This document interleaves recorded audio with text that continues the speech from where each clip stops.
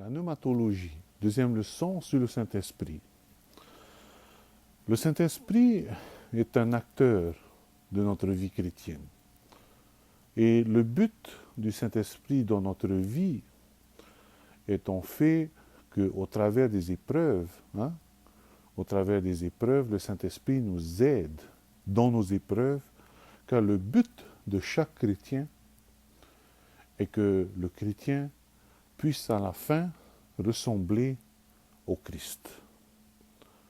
Pour que à la fin le chrétien puisse être à l'image du Christ.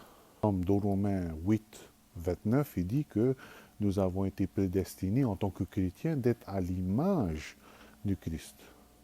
Et donc le Saint-Esprit est celui qui va nous aider. Jésus a bien dit dans Jean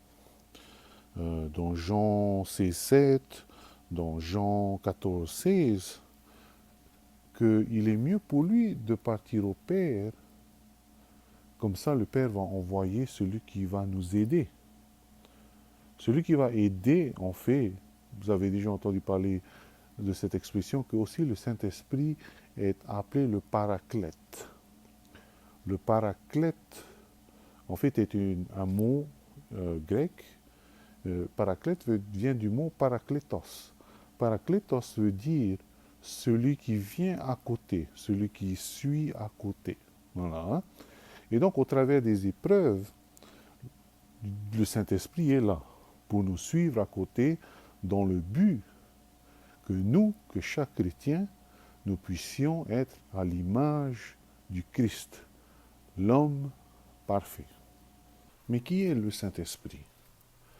Beaucoup, comme les témoins de Jéhovah, pensent que le Saint-Esprit n'est juste qu'une force, comme du vent. Et même certaines personnes, dernièrement, j'ai entendu parler d'une personne qui s'appelait Shora Kwetu. Ils pensent que le Saint-Esprit, en fait, est juste de l'air, et comme juste une force, comme une énergie, alors que c'est faux.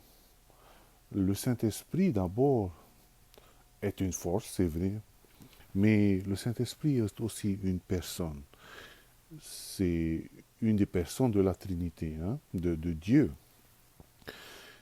Pour être une personne, il faut avoir, il faut pas juste avoir un corps, non. C'est pas ce qui définit une personne. Ce qui définit une personne, déjà, c'est avoir des émotions, avoir une intelligence. Et nous pouvons voir que le Saint-Esprit, il a toutes ses qualités.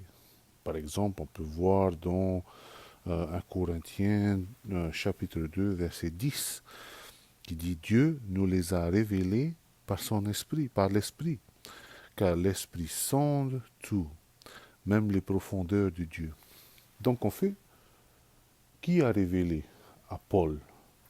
C'est le Saint-Esprit. Le Saint-Esprit, donc, communique. Le Saint-Esprit parle, inspire le chrétien. Et tu ne peux pas inspirer si tu es juste une force, non. Le Saint-Esprit, déjà, il sonde le cœur de Dieu, du Père, et il nous révèle à nous. Et c'est le communicateur.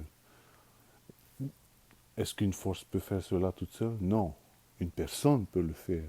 Mais une personne comme une chose comme le vent ne peut pas le faire. Il faut une personne, un être qui pense, qui peut communiquer. Et là, c'est le Saint-Esprit qui sonde et qui nous révèle. Nous pouvons voir aussi que le Saint-Esprit a des émotions. Par exemple, nous pouvons voir dans Romains chapitre 15, verset 30. Je vous exhorte, frères, par notre Seigneur Jésus-Christ et par l'amour de l'Esprit, aussi qui peut être traduit avec l'amour de l'Esprit, à combattre avec moi en adressant à Dieu des prières en ma faveur. On peut voir que là, l'Esprit nous donne et nous aide dans cet amour envers les uns et les autres. Un autre verset qu'on peut voir que le Saint-Esprit a des émotions, c'est que le Saint-Esprit peut être attristé. On peut voir par exemple dans Éphésiens chapitre 4, verset 30. Je vais le lire. Éphésiens chapitre 4, verset 30. N'attristez pas le Saint-Esprit de Dieu, par lequel vous avez été scellés pour le jour de la rédemption. Donc on peut voir déjà là que le Saint-Esprit communique, le Saint-Esprit sonde, le Saint-Esprit peut être attristé, le Saint-Esprit peut donner cet amour. Et déjà là, c'est une preuve que le Saint-Esprit est une personne. Et je dis ces choses-là, c'est pour vraiment connaître qui est le Saint-Esprit. Le Saint-Esprit n'est pas juste une personne qui te fortifie et qui te donne de la puissance. Non, le Saint-Esprit est celui qui sent Dieu et qui essaie de nous communiquer. Le Saint-Esprit a des sentiments. Hein. Le Saint-Esprit est celui qui nous, qui nous révèle les choses. Le Saint-Esprit est celui qui nous inspire. Et si on le rejette, le Saint-Esprit aussi peut être attristé, il peut devenir triste.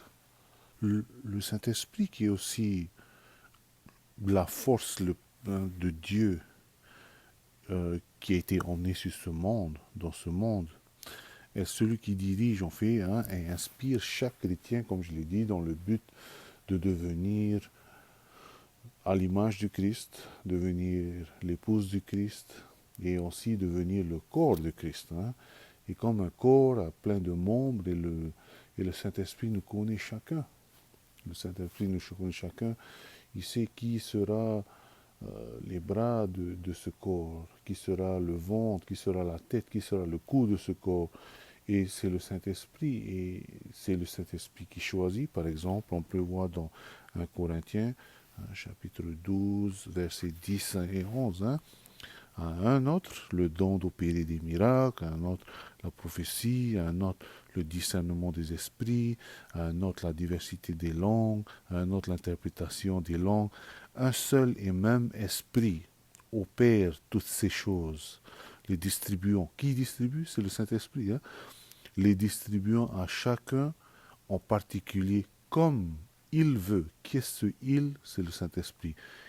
Comme il veut. Le Saint-Esprit fait un choix. Quand tu fais un choix, ça veut dire que tu as la volonté de choisir. Tu es libre, tu as le libre arbitre. Le libre arbitre, ça veut dire que tu peux choisir, tu désignes. Et le Saint-Esprit qui est ici, c'est une preuve, ces deux versets prouvent que le Saint-Esprit a ce libre arbitre, il a le pouvoir de choisir. Donc, déjà là, on peut voir que le Saint-Esprit peut se sonder, le Saint-Esprit peut communiquer, le Saint-Esprit peut être attristé, le Saint-Esprit peut choisir et donner. Voilà. Déjà là, on peut voir que le Saint-Esprit, qui est le Saint-Esprit? Le Saint-Esprit est vraiment une personne s'il a toutes ces caractéristiques. Mais tout au long de la Bible, nous pouvons voir encore les autres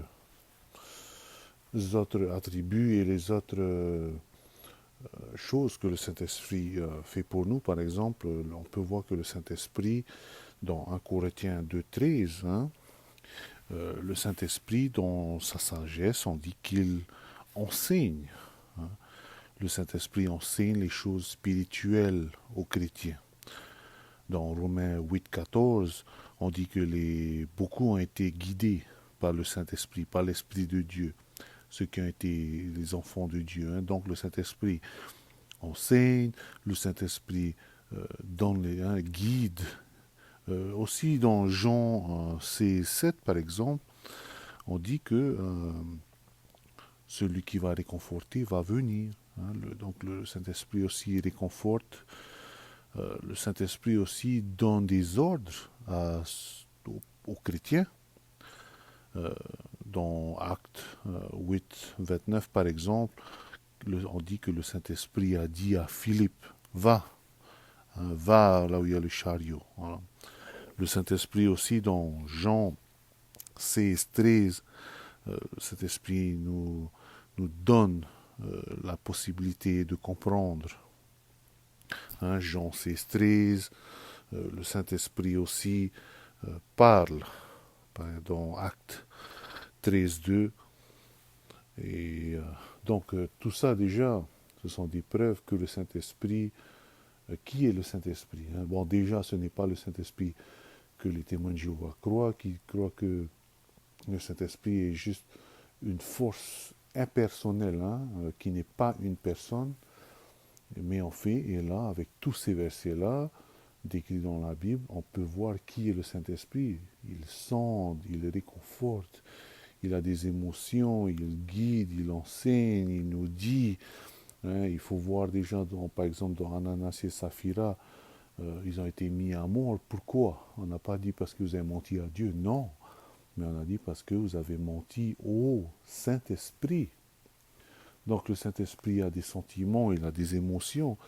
Et toutes ces choses montrent déjà, je dis toutes ces choses, parce que il faut déjà connaître celui qui va, hein, il faut vraiment connaître le Paraclète, il faut connaître celui qui est en train de nous suivre, qui est en train de suivre chaque chrétien dans sa marche avec Dieu, dans sa marche avec Jésus, dans toutes les épreuves. Les épreuves souvent viennent à cause de notre malcompréhension de la Bible. La Bible est là, la Bible est ici pour nous aider à comprendre le cœur de Dieu. La Bible est là pour nous aider à être sculptés à l'image du Christ. Mais comme chaque chrétien du monde entier, de toute l'histoire, comme chaque apôtre, Dieu est esprit, il parle en esprit, et donc nous qui sommes humains ne comprenons pas vraiment ce que Dieu veut dire. Et donc Dieu nous fait passer par des épreuves pour que son message puisse être compris. Et celui qui vient avec nous dans les épreuves, c'est le Saint-Esprit, le Paraclète, celui qui marche, celui qui réconforte. Voilà. Donc aujourd'hui, c'était juste une petite explication sur le Saint-Esprit, et vraiment pour savoir que c'est une personne, mais aussi pour savoir que le Saint-Esprit est bien présent avec chaque chrétien. Un des versets que j'aime, qui parle aussi du Saint-Esprit, est dans Job 33, 4. Et on voit que le Saint-Esprit est déjà présent dès la création de la terre, dès la création de l'homme. Donc je lis Job 33, 4. L'Esprit de Dieu m'a créé, et le souffle, le roi du Tout-Puissant m'anime. C'est comme ça maintenant. Quand tu deviens chrétien,